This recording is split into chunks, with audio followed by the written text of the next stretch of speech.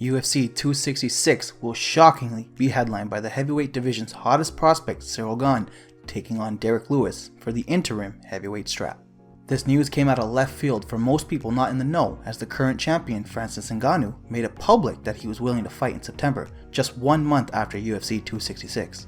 That, combined with the fact that he won the title just in March, this interim fight is definitely one of the more peculiar ones in recent memory. Nevertheless, the two fighting for the interim title are easily the two most deserving of a title shot. Ciryl Gane and Derrick Lewis will both look to stake their claim at UFC Gold August 7th in Houston. Before we get into it, we just wanted to announce that we've launched our very own line of apparel. If you'd like to support the channel or just rep the MMA scene of your country, click the link in the description below. First, let's take a look at the tail of the tape. Ciryl Gane stands at 6 feet 4 inches tall with a reach of 81 inches and a finish rate of 66%.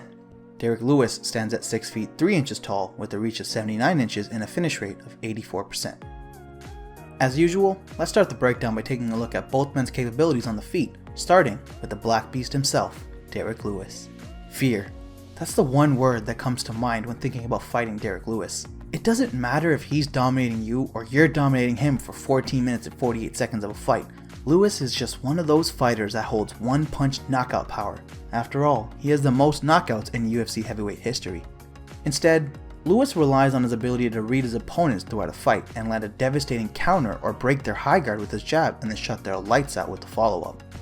In his fight against Travis Browne, Lewis did exactly that. As Browne had him up against the cage and tried to reach with a jab, Lewis launched his devastating right hook to put Browne out. Lewis has a significant strikes landed per minute of 2.59, significant strikes absorbed per minute of 2.16, and a striking defense of 44%. Lewis takes just as much as he gives, and for the better part of his UFC career, he's relied on his chin to take him far. It may not be the best strategy, but hey, here he is in his second crack at the heavyweight title. In his recent fights, Lewis has stepped up the variety of his striking game, implementing longer combos, kicks, uppercuts, and of course, flying knees. He's become more creative and has begun setting traps for his opponents. Another aspect of striking he excels in is his ground and pound, but more on that later. Next, let's take a look at Ciryl Gane and his striking. Entering the UFC at 3-0, people didn't know what to expect from Gane.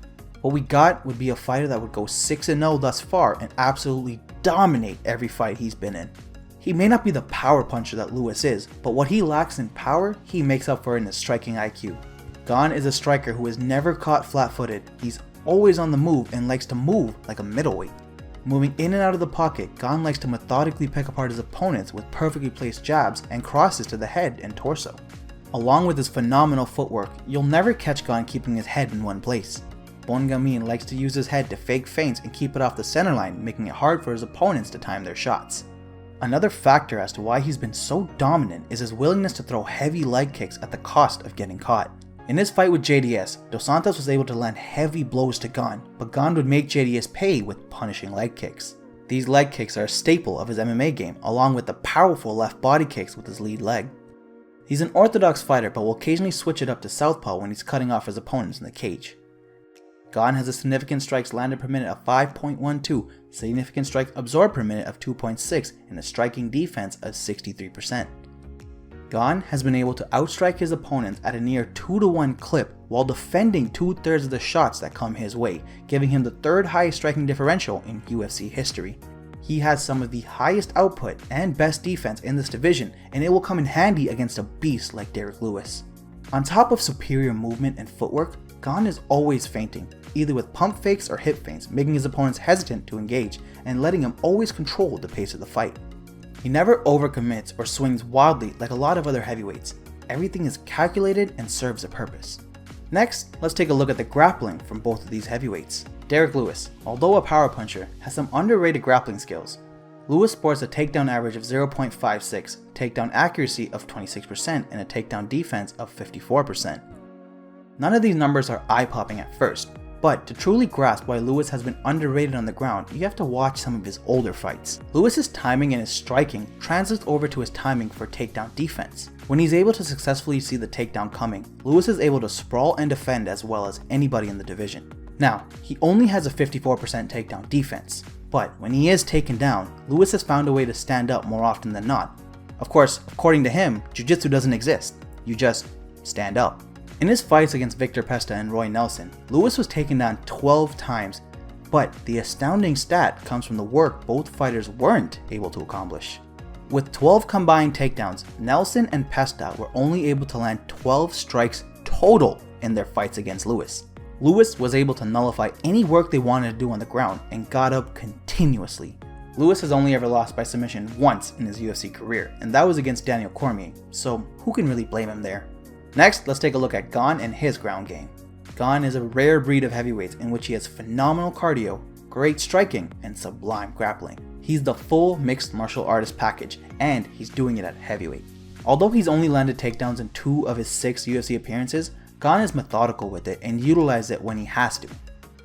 He has a takedown average of 0.82, a takedown accuracy of 21% with a takedown defense of 100%, and a submission average of 0.3. He's also tied with Kamaru Usman for the lowest position time at a whopping 0 seconds, and we likely won't see a change in that in this fight. In his fight against Mays, when Mays was sloppy with his entry into the pocket, Gane went for a perfect double leg takedown and controlled the rest of the round.